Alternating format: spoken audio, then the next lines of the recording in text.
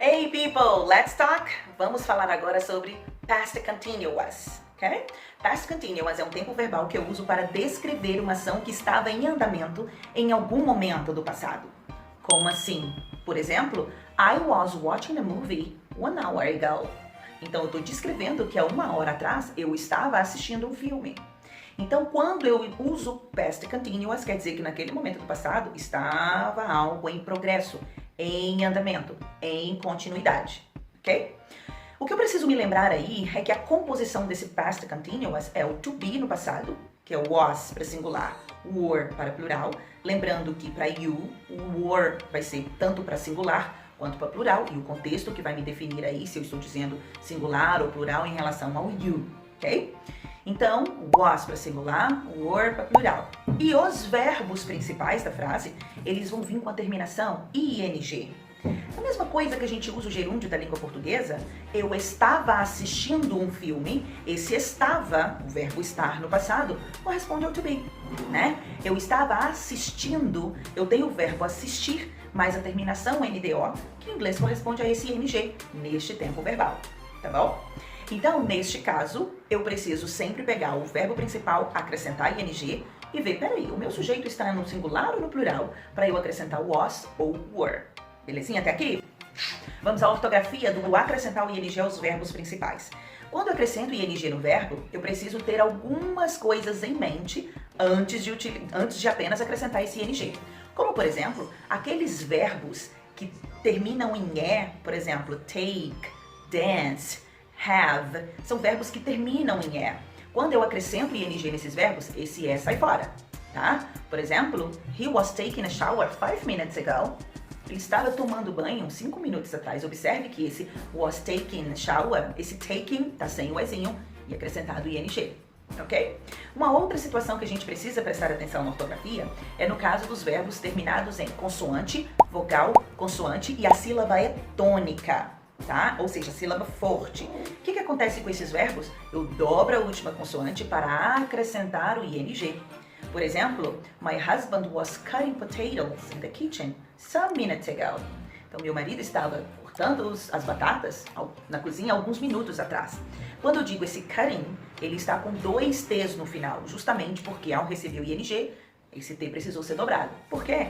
Cut é um verbo com consoante, vogal, consoante, sílaba tônica, ok? Keila, me fala um exemplo de um verbo que termina com consoante, vogal, consoante e ele não é sílaba tônica no final. Por exemplo, open. I was opening the door for my dog. Estava abrindo a porta para o meu cachorro. Neste caso, quando eu digo opening, mesmo open terminar com consoante, vogal, consoante, a minha sílaba tônica está no o, não no pen. Tá? Por isso, quando eu vou acrescentar o ing, ele não dobra.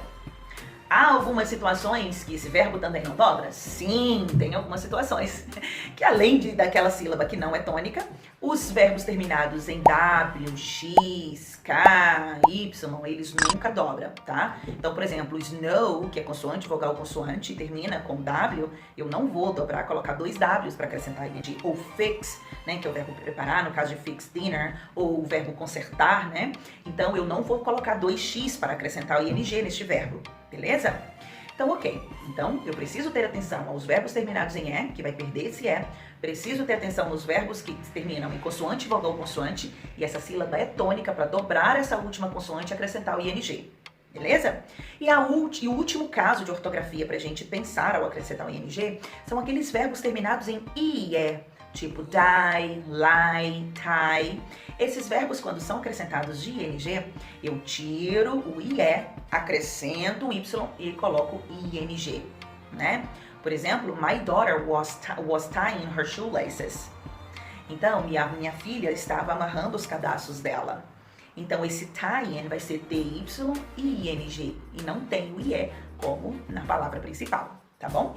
Mais alguma coisa para acrescentar esse ing? Não tem, somente esses casos, tá bom?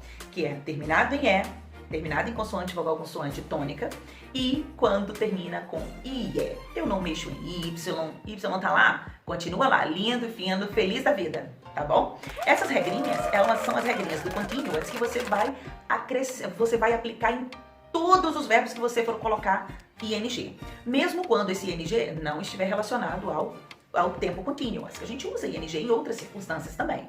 A gente vai ver isso em um outro momento. Sempre que você for colocar ing em algum verbo, lembre-se dessas 3 condições. Fora essas 3 condições, manda ver que é só colocar ing que tá tudo certo, tá bom? Muito bem, para eu falar então de past continuous, voltando um pouquinho, to be no passado, was, were, verbo com ing. Joia até aqui? Exemplo na afirmativa. I was watching a movie 1 hour ago. Exemplo na negativa. He wasn't watching a movie with me. Ele estava assistindo o filme comigo. E outro exemplo, que é na interrogativa. Were you working while I was watching movie? Ok? Você estava trabalhando enquanto estava assistindo o filme?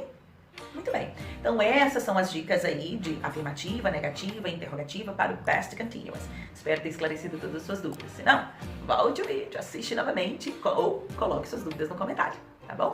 See you in the next video, guys. Bye bye!